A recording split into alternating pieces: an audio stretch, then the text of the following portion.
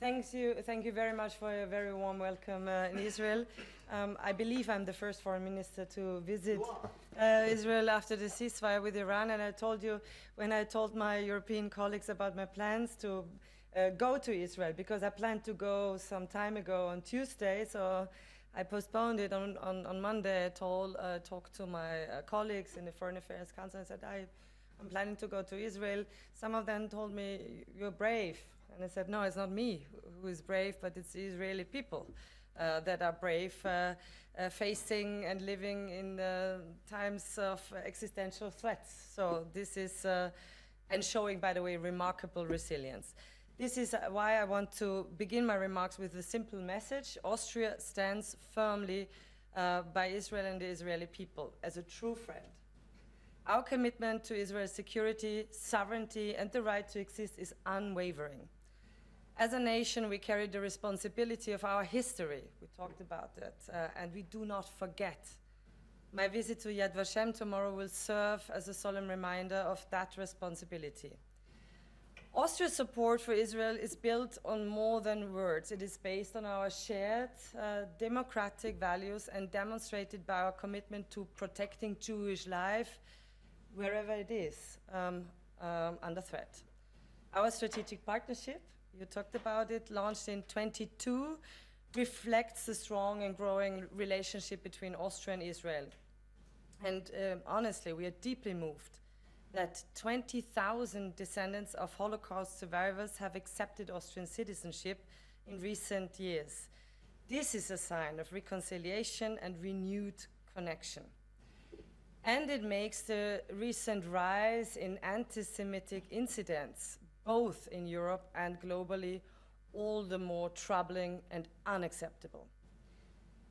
In times like these, open dialogue and diplomacy are paramount. That's why I'm here today, because true friends do not turn away in difficult times. This is my belief. Ladies and gentlemen, after our press conference, Gideon and I will go to Bat Yam to see firsthand the terrible impact of an Iranian attack on a civilian target. In this context, I want to be very clear. Iran must never be allowed to acquire a nuclear weapon. We have always recognized the threat posed by Iran, from calling for the destruction of Israel to directing its proxies to attack it. My heart goes out to all the innocent civilians who have lost their lives in recent weeks, and I sincerely hope that the bloodshed has finally come to a close, while a historic window for the return to dialogue and diplomacy opens. For us, a credible path forward must be based on respect for international law, credible restrictions on Iran's nuclear program, and effective oversight by the IAEA. To reach such an agreement, Austria is prepared to offer its support in any meaningful way, and of course, we again stand ready to host negotiations once again. Ladies and gentlemen, allow me to address the situation in Gaza. The terrorist attack of October 7 was a moment of unspeakable brutality. The cruelty and the scale of the attacks shocked us, shocked the world, and shocked also me personally as a mother of 3 children in a way nobody would have ever imagined that. There can be no justification for such barbarism. Austria stands in full solidarity with Israel. At the same time, I believe that even in this difficult moment, there is a genuine opportunity to move towards peace in Gaza, precisely because the current situation is unsustainable. The humanitarian conditions on the ground are unbearable. They demand urgent changes. Let me be frank, the suffering of civilians is increasingly burdening Israel's relations with Europe. A ceasefire must be agreed upon, yes. Hamas must release all the hostages without preconditions, and humanitarian aid must resume. By the way, speaking about hostages, I was able to meet Tal Shoham when he returned to Vienna, and I was also able to visit the families of Guy Gilboa and Eviatan David. They also came to visit in Austria, and I think I'm going to see them today or tomorrow again, as well as Tal Shoham. And the family of Eviatan, I think they gave me in Vienna this as a reminder that he's still kept hostage in Gaza, and actually it was not an intention to take it with me to Israel, but I just I carried it with me in my purse all the time. So I think it's just we know what we think about the families and the hostages all the time, and hope for their immediate release.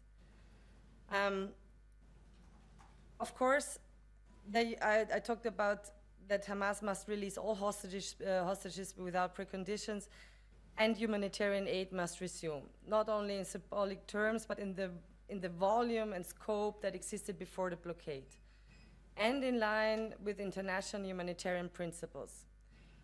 Of course, the current escalation of settler violence in the West Bank must stop as well. Only then can the door open for credible political process. Such a process must be based on clear security guarantees for Israel and the disarmament of Hamas. Let me be clear, Hamas must not be part of Gaza's future. At the same time, Gaza cannot be stripped of its Palestinian character.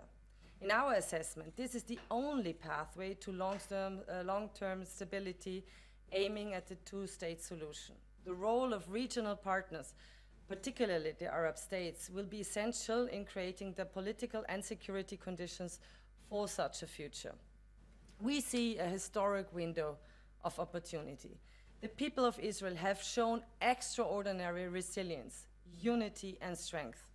They have a right to live in peace, free from existential threats.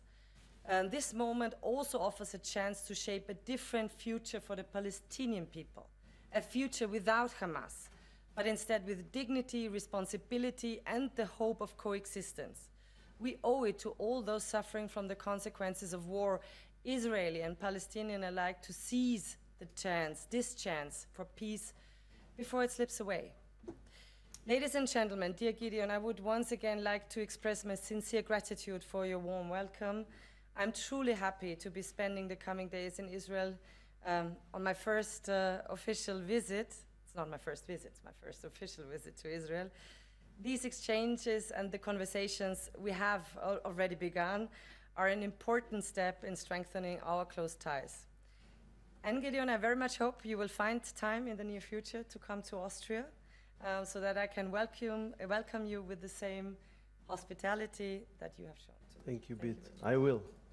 Great.